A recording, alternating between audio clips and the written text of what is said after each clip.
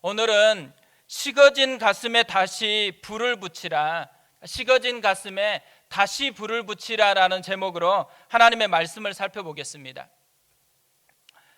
1967년 7월 30일, 이 날은 대부분의 사람들에게는 평범한 날입니다. 하지만 한 소녀에게는 엄청난 날이었습니다. 조니 에릭슨 타다라는 이름의 이 소녀는 한창 꿈이 많을 나이였습니다. 운동신경이 좋아서 승마, 테니스, 수영 등 못하는 운동이 없었습니다. 이날 어느 바닷가에서 다이빙을 하려고 뛰어내렸습니다. 근데 그만 바닥에 머리를 부딪히고 말았습니다. 목뼈가 부러지고 목 아래는 다 쓰지 못하는 장애인이 되었습니다. 이때 16살이었습니다. 한창 꿈이 많았던 이 소녀는 그날 모든 것이 멈추었습니다. 이스라엘 백성에게도요, 이런 비슷한 일이 일어났습니다. 하나님의 꿈을 꾸고 모든 것을 버려두고 예루살렘에 도착을 했습니다. 예배가 회복되었고 또 성전의 기초가 지어졌습니다. 그날 너무 기뻐서 모든 사람이 모여서 목이 터져라 찬양하고 예배하면서 감격을 마음껏 표현을 했습니다. 근데 그날부터 갑자기 예상치 못한 일이 발생을 했습니다. 대적들이 나타났고 집요하게 방해를 하기 시작했습니다. 그래서 결국은 성전 공사가 멈추게 되었습니다. 에스라 4장 24절입니다. 이에 예루살렘에서 하나님의 성전 공사가 바사왕 다리오 제2년까지 중단되니라. 그날부터 해서 바사왕 다리오 제2년까지 16년입니다. 금방 멈췄다가 다시 시작될 줄 알았는데 16년이라는 시간이 훅 지나가 버렸습니다. 그날 단지 성전 공사만 멈춘 게 아니었습니다. 하나님을 향한 꿈이 멈추었습니다. 하나님을 향한 열정이 식어지게 되었습니다. 은혜의 감격이 사라졌습니다. 식어진 가슴만 덩그러니 남았습니다. 이렇게 가슴이 식어지니까요, 이들 가운데 변화된 모습이 나타나기 시작했습니다. 우선순위가 바뀌게 되었습니다. 이런 상황을 학개서 1장 4절에서 이렇게 이야기를 합니다. 이 성전이 황폐하였거늘 너희가 이때 판벽한 집에 거주하는 것이 옳으냐. 전에는 집도 없고 불편했는데도 불구하고 하나님의 성전을 건축하려고 하는 꿈에 불타 있었습니다. 지금은 성전이 황폐한데도 오직 자기 집을 잘 꾸미는 데에만 관심이 있었다라는 거죠. 본질이 사라져 버렸습니다. 하나님의 꿈이 사라지고 생존만이 그들의 가슴에 가득 채워져 있었습니다. 그런데 이렇게 생존이라도 잘했으면 좋은데요, 문제가 또다시 발생을 합니다. 학개서 1장 6절에서는 이렇게 이야기합니다. 너희가 많이 뿌릴지라도 수확이 적으며 먹을지라도 배부르지 못하며 마실지라도 흡족하지 못하며 입어도 따뜻하지 못하며 일꾼이 삭을 받아도 그것을 구멍 뚫어진 전대에 넣음이 되느니라. 많이 뿌렸는데도 수확이 적었습니다. 교회 빠지고 열심히 장사를 하면 더 잘 살 것이라고 여겼는데요, 실제로는 그렇지 못했습니다. 문제는 수익만 적은 게 아니에요. 더 심각한 것이 있었습니다. 먹을지라도 배부르지 못하고 마실지라도 흡족하지 못하고 입어도 따뜻하지 못했습니다. 조금 있는 것까지도 누리는 것이 사라져 버렸습니다. 스트레스만 쌓이지 참된 만족이 없어졌다라는 거예요. 진짜 샬롬이 사라져 버렸습니다. 왜 그렇게 되었다고요? 구멍 뚫어진 전대에 넣음이 되었기 때문입니다. 독이 깨졌는데 깨진 곳은 막지 않고 계속해서 물만 지금 붓고 있는 그런 모습이 되었다라는 거죠. 그러니까 시냇가에 심은 나무가 돼야 되는데 그렇지 못했다라는 것입니다. 뿌리기만 열심히 한다고 해서 좋게 많은 수확을 거둘 수 있는 게 아니라는 거죠. 열심히 하는 것보다 훨씬 더 중요한 것이 그들에게서 사라져 버렸습니다. 모든 것이 흘러 들어오게 하는 생명의 근원이신 하나님을 잃어버린 것입니다. 사단은요, 처음부터 우리를 이 방법으로 속였다라는 거예요. 창세기 3장 5절을 보세요. 에덴에서 사단이 이렇게 속삭입니다. 너희가 그것을 먹는 날에는 너희 눈이 밝아져 하나님과 같이 되어 선악을 알 줄을 하나님이 아심이니라. 하나님의 말씀을 버리면 오히려 눈이 밝아져 가지고 훨씬 더 하나님과 같이 잘 살게 될 거라는 거예요. 하나님을 버리면 훨씬 더 이 땅에서는 잘 살게 될 거라는 거죠. 지금도요, 사탄이 똑같은 무기로 얼마나 많은 사람들의 마음을 식어지게 하는지 모릅니다. 저도 직장 다닐 때요, 이런 비슷한 얘기를 들었습니다. 조직이 돈을 주는데 교회에 다니는 것보다 조직을 위해서 더 헌신해야 되지 않겠냐고 그렇게 이야기하는 거예요. 로마에서는 로마의 방식을 따라야 된다라는 거죠. 하나님의 도를 버리고 세상의 방식을 따르면 세상에서는 더 나아질 것이라는 이런 믿음을 심어주고 있는 것입니다. 그런데 이런 믿음을 가지고 많은 사람들이 진짜요, 하나님 버리고 세상의 방식대로 살아가요. 세상에서는 그리스도인이 아닌 것처럼 숨어서 그렇게 살아가고 있습니다. 그런데 막상 이렇게 지내보면 어때요? 진짜 더 나아지나요? 실제로 그렇지 않다라는 거예요. 오히려 더 비참해집니다. 열심히 하는데도 누리는 건 더 없는 것이에요. 진정한 풍성함은 세상에 심겨져서 얻는 게 아니라는 거예요. 진정한 풍성함은 오직 풍성함의 근원 되시는 하나님께 심겨져야지 누릴 수 있는 것이라는 거죠. 이런 상황에서요, 16년이라는 시간이 흘러갔습니다. 이 16년이라는 긴 시간이 흘러갔는데 심각한 문제가 뭐예요? 깨닫지를 못하는 거예요. 뭐가 문제인지 깨닫지를 못하는 거예요. 또 하나, 여호와 하나님께로 돌아갈 용기를 내지 못하는 것입니다.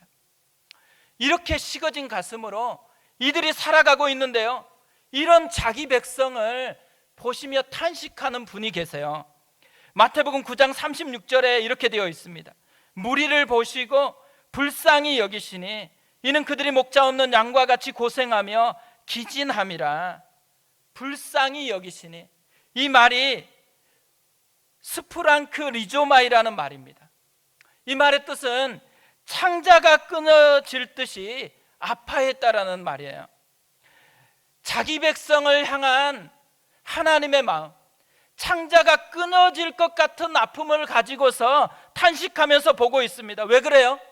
하나님의 꿈에 사로잡혀 있어야 되는데 그 꿈이 사라져버린 거예요. 식어진 가슴으로 지금 계속 살아가고 있는 거예요. 그 식어진 가슴을 다시 불을 붙여주고 싶은 것이죠. 식어진 가슴에 다시 하나님의 꿈을 심어서 불타는 가슴으로 살아가도록 하나님이 탄식하는 마음으로 바라보고 있는 것입니다.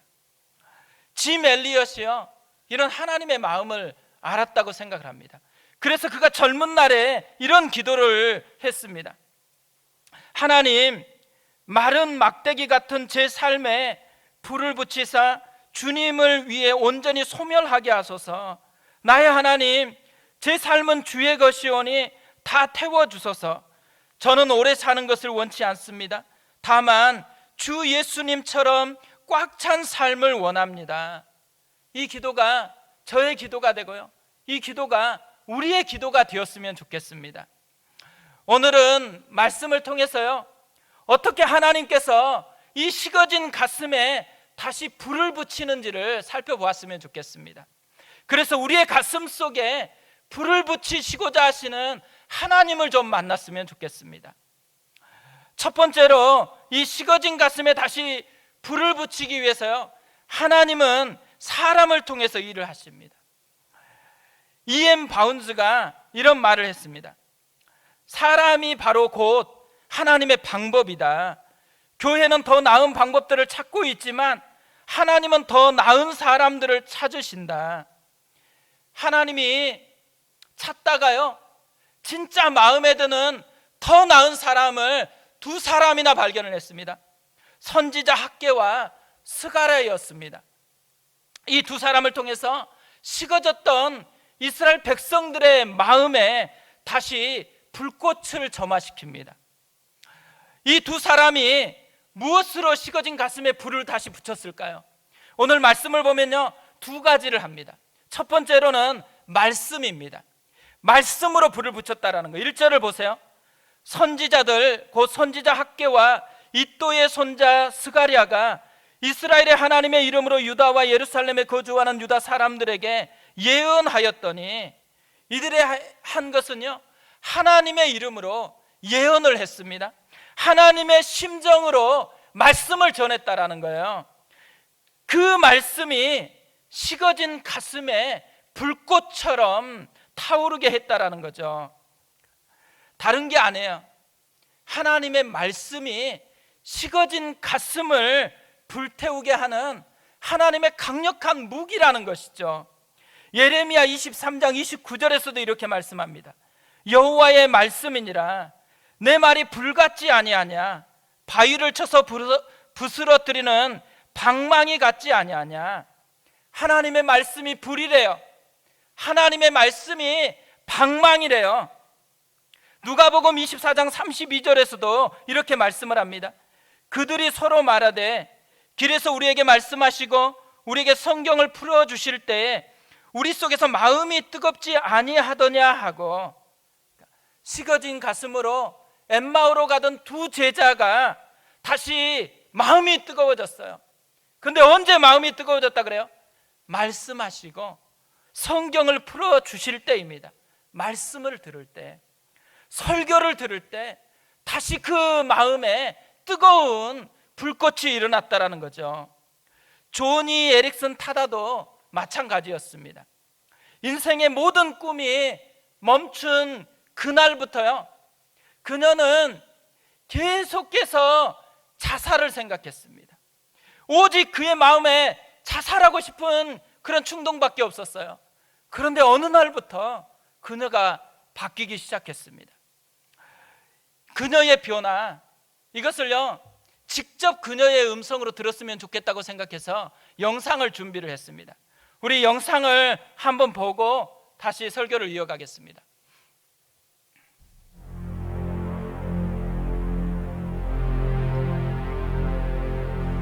A warm summer afternoon in 1967, a 17-year-old goes swimming with her sister on the Chesapeake Bay and just swims right out to this raft anchored a few yards offshore, pulls herself up onto it, takes this stupid dive into very shallow water. Johnny? I knew right then and there that, boy, my life had changed forever. My doctor said, Johnny, you are going to be paralyzed for the rest of your life without use of your hands or your legs. God, I can't live like this. I will not live this way. Because I couldn't hold razors or push pills down my throat, I knew I couldn't end my life physically, so I was strongly tempted to end my life emotionally, mentally, spiritually. I was strongly tempted to just lay in bed, turn on the air conditioner, tell my mother to turn out the lights, and just shut the door. Finally, in that darkness, behind that closed door, I realized, I can't live like this. God, show me how to live. My only anchor was the Word of God. 1 Thessalonians 5:18, in everything give thanks. And like a suction cup, I just pressed myself up against that verse. Okay, God, I am going to give thanks today. Small things, small steps, moving forward one bit at a time. And oh my goodness, as I exercise this little bit of obedience and giving thanks, my faith stretches, it grows, my perspective widens, the world gets bigger as I take bigger steps and thank God for more things, greater things, and life begins to change.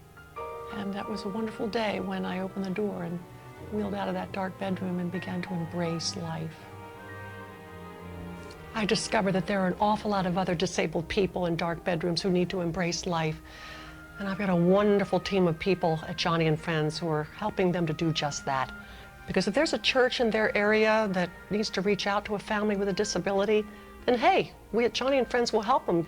Or if there's a family in a community, a mom and dad whose marriage is breaking apart because of a disabled kid, then we'll scholarship them. We'll send them to a family retreat.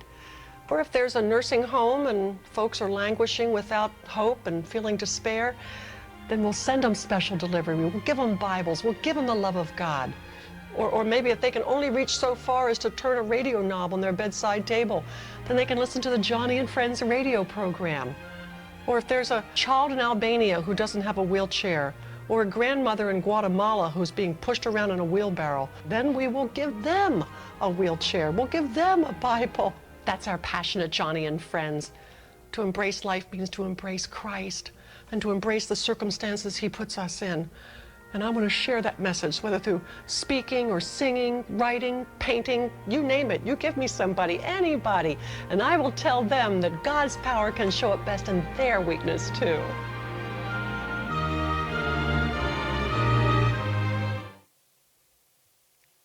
그녀를 바꾼 것은 기적이 아니에요. 말씀이었습니다. 우리가 다 알고 있는 범사에 감사하라, 이 말씀을 붙들었더니만 그녀의 인생이 바뀌었다고 이야기를 하고 있습니다. 우리도 마찬가지죠. 우리도 지금 하나님의 말씀을 듣고 있습니다. 우리가 들은 이 하나님의 말씀을 내 인생에 붙드는 그 순간, 그 말씀이 내 속의 역사에서 내 인생을 바꾸는 하나님의 능력이 되어진다라는 것이죠.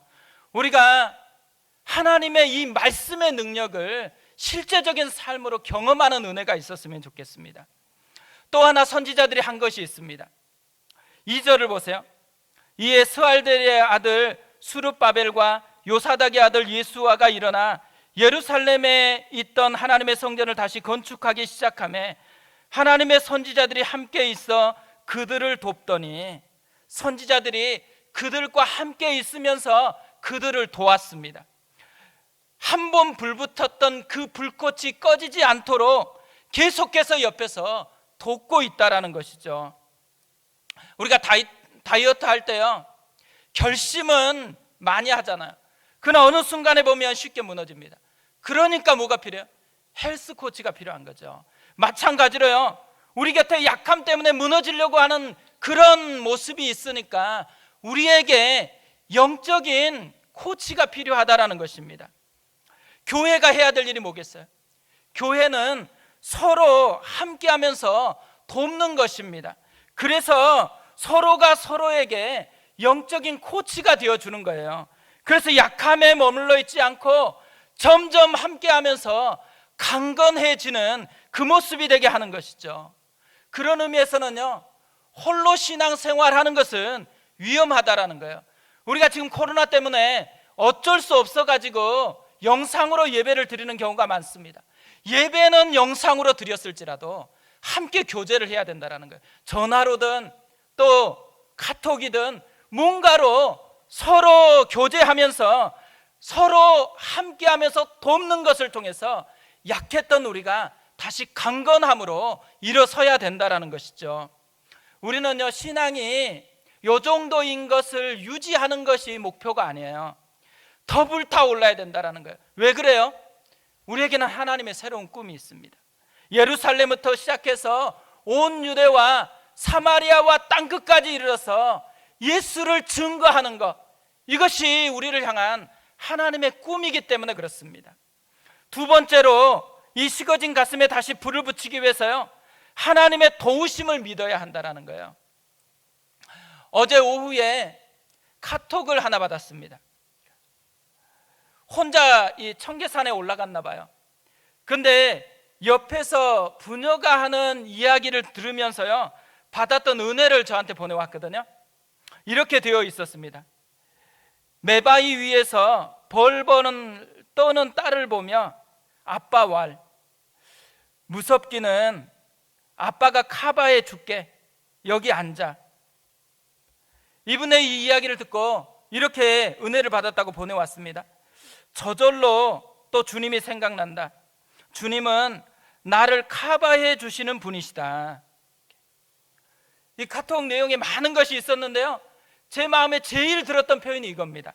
주님은 나를 커버해 주시는 분이시다. 하나님은 진짜 이스라엘 백성을 커버해 주고 있었어요. 5절을 보세요. 하나님이 유다 장로들을 돌보셨으므로 그들이 능히 공사를 막지 못하고 이 일을 다리오에게 아뢰고 그 답장이 오기를 기다렸더라. 하나님이 진짜 유대 장로들을 돌보셨습니다. 하나님이 커버해 주셨다는 거죠. 하나님이 어떻게 돌보고 있었을까요? 먼저는요, 이들의 마음을 바꿔주신 거예요. 그렇게 두려웠었던 이들의 마음을요, 담대한 마음으로 바꾸어 주셨습니다. 약골이 아니고 이제는 진짜 강골이 되도록 주님이 함께 해주신 거예요. 3절 4절을 보세요. 그때 유브라데 강 건너편 총독 다뜨네와 스달보스네와 그들의 동관들이 다 나와 그들에게 이르되 누가 너희에게 명령하여 이 성전을 건축하고 이 성곽을 마치게 하였느냐 하기로 우리가 이 건축하는 자의 이름을 아뢰었으나, 성전이 다시 세워진다는 얘기를 듣고 나서요, 총독이 조사하기 위해서 찾아왔어요. 그러면서 누가 이렇게 했냐 물었잖아요. 근데 이때 이스라엘 백성들이 두려워서 숨지 않아요. 그리고 당당하게 이름을 다 이야기를 해줍니다. 조사할 테면 조사해 보라는 거예요. 담대한 모습으로 변화가 됐습니다. 5절도 보세요. 하나님이 유다 장로들을 돌보셨으므로 그들이 능히 공사를 막지 못하고 이 일을 다리오에게 아뢰고 그 답장이 오기를 기다렸더라. 누가 기다렸냐면 그들이 기다렸어요. 이런 공문을 보냈던 사람들이 기다리고 있어요. 근데 이스라엘 백성은 뭐예요? 공사를 멈추고 기다리는 게 아니에요. 공사를 계속해서 하고 있다라는 거예요. 왜 이렇게 당당해졌을까요? 그렇게 두려워가지고 자기 생존에만 급급했던 사람들이 지금 완전히 다른 사람이 됐습니다. 왜 이렇게 당당해졌을까? 역사를 통치하시는 하나님이 자신을 돌보고 있다라는 이 믿음이 생겼기 때문에 그렇습니다. 믿음이 일으키는 용기가 그들 속에 현재적으로 작동하니까 당당해졌다라는 것이죠. 오늘 우리에게 필요한 게 뭐겠어요? 코로나 때문에 두려워하고 있는 오늘 우리에게 필요한 것, 역사를 주관하고 계시는 하나님이 나를 돕고 있는 하나님이라는 것을 아는 믿음이 우리에게 작동돼야 된다는 거죠. 또 하나, 하나님이 현실적으로 이들을 돌보셨습니다. 먼저 총독을 바꿔버렸어요. 예전에 뇌물을 받고 공사를 중단하게 했었던 그 총독들이 사라졌습니다. 그리고 새로운 총독이 세워졌어요. 뿐만 아니라 이 새로운 총독은요, 하나님이 마음을 만지니까 이스라엘 백성에게 호의적이었어요. 그래서 공문을 보내는데 그 공문의 내용을 보면 객관적이고 이스라엘 백성에게 굉장히 호의적인 내용으로 가득 차 있습니다. 이스라엘 사람들의 신앙 고백을요, 그대로 담고 있어요. 또 하나, 보물 창고에서 고레스 왕의 원년 조서를 발견해야 되거든요. 진짜 많은 서류들이 있었을 거잖아요. 그런데 그 많은 서류들 중에서 그 서류를 찾도록 하나님께서 도와주셨습니다. 그래서 다리오 왕이 어떤 공문을 보내기 시작해요? 성전 공사 방해하지 말라는 거예요. 그뿐 아니에요. 한 발 더 나가서 경비를 다 대겠다라는 거예요. 하나님이 너무 멋지게요, 현실적으로도 돕고 있다라는 것이죠. 우리는 가끔요, 하나님이 안 보이는 것 같아요. 그러다 보니까 세상의 왕들이 다스리는 이때를 살아가는 것 같아요. 우리 안에 두렵게 하는 것, 우리의 마음을 힘들게 하는 요소들이 다 뭐예요? 세상의 왕이 크게 보이기 때문에 그렇잖아요. 그런데 보이지 않았던 그 하나님이 역사를 주관하고 있다는 거예요. 세상의 왕도 하나님이 다스리고 있다는 것을 보여주고 있는 것이에요. 왜 하나님이 이렇게 다스리고 있는 거예요? 자기 백성을 돌보시려고, 자기 백성에게 다시 꿈을 꾸게 하시려고 하나님이 이렇게 실제적으로 돕고 있다는 것이죠. 1521년 4월 18일은요 교회사에서 굉장히 중요한 날입니다. 이날 루터는 반박문을 철회하라는 사람들에게 이런 답변을 했습니다. 양심을 거슬러 행동하는 것은 확실하지도 순전하지도 않기 때문입니다. 나는 달리 아무것도 할 수 없습니다. 제가 여기 서 있습니다. 하나님이여 나를 도우소서. 아멘. 제가 여기에 서 있습니다. 왜 서 있어요? 하나님의 돌보심에 자기를 온전히 맡기고 서 있다라는 거예요. 이 하나님의 돌보심에 온전히 맡긴 이것이 새로운 하나님의 나라가 이루어지게 만들었다라는 것이죠. 아까 그 아빠가 했었던 말요. 무섭기는 아빠가 커버해 줄게. 여기 앉아. 커버해 주시는 하나님이 지금 우리의 아버지시라는 것이죠. 그 하나님, 우리를 커버해 주고 우리를 도우시는 하나님께 내 삶을 맡겨보라는 것이에요. 오늘 말씀을 준비하다가요, 생각났었던 찬양이 하나 있습니다. 성령이 오셨네라는 찬양입니다. 허무한 시절 지날 때, 깊은 한숨 내쉴 때 그런 풍경 보시며 탄식하는 분 있네. 고와 같이 너희를 버려두지 않으리. 내가 너희와 영원히 함께하리라. 성령이 오셨네. 성령이 오셨네. 내 주에 보내신 성령이 오셨네. 그분이 왜 오셨을까요? 우리 인생 가운데 친히 찾아오셔서 그 나라 꿈꾸게 하시네. 이것이 하나님의 마음이에요. 지금 우리를 보시는 하나님의 마음이에요. 스프랑크 리조마이 탄식하면서 식어져 있는 가슴이 아니고 다시 하나님의 꿈으로 불타는 가슴이 되어지기를, 하나님을 향한 열정으로 다시 타오르기를, 하나님이 주셨던 그 은혜의 감격으로 다시 일어나서 주 앞에 한 걸음 한 걸음 내딛기를 원하시는 하나님의 마음입니다. 그분이 지금 우리와 함께 하시는 하나님이에요. 이번 한 주간이요, 내일부터 다시 특세로 모이면서 새벽마다 더우시겠다고 하시는 그 하나님을 내 하나님으로 만났으면 좋겠습니다. 그래서 우리 속에 당당함으로 주님을 믿음으로 고백하는 그 은혜가 있었으면 좋겠습니다. 우리 그 마음을 가지고요, 방금 읽어드렸던 찬양입니다. 성령이 오셨네. 같이 한번 찬양하고 기도했으면 좋겠습니다. 허무한 시절 지날 때, 깊은 한숨 내쉴 때 그런 풍경 보시며 탄식하는 분 있네. 고와 같이 너희를 버려두지 않으리. 내가 너희와 영원히 함께하리라. 성령이 오셨네. 성령이 오셨네.